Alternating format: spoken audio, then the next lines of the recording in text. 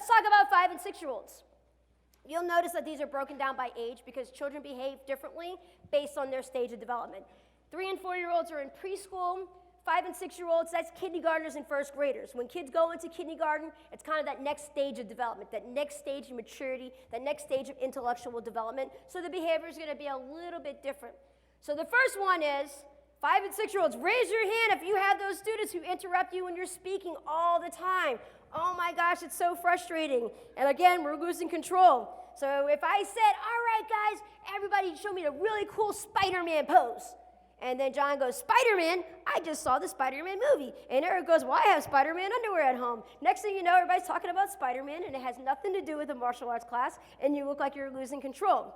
The old school mindset and what I was taught back in the 90s was whoever interrupted the class, John, you just interrupted my class, you're in timeout, right? And raise your hand if you've been victim to that, because I've been victim to that.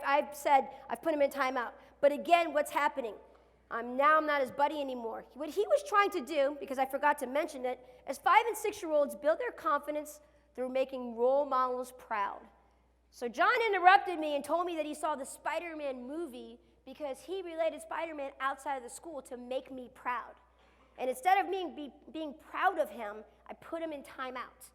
So now not only is there cortisol going through his brain, but the oxytocin, that relationship chemical connection that we have with each other is now disappearing. And this is where kids start to become more afraid of adults, have fear, have anxiety, have depression, and all of those things. So instead of him making me proud, he got in trouble.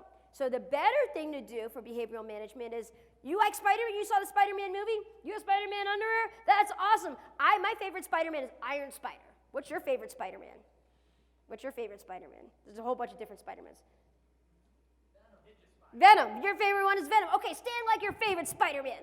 Really strong. Well, let's stand like Venom, since Mr. Clayton, who's the rock star children's martial arts instructor, likes Venom. Everybody's standing really strong like Venom. Now, all of a sudden, I'm redirecting him. So what's happening is he's interrupting me when he's speaking because he hears a word and wants to make you proud by showing you he recognized it out of the school. That's the only trigger.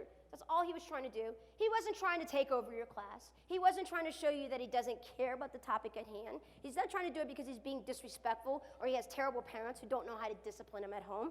We got to understand what the trigger, the underlying trigger is. So the tip is redirect.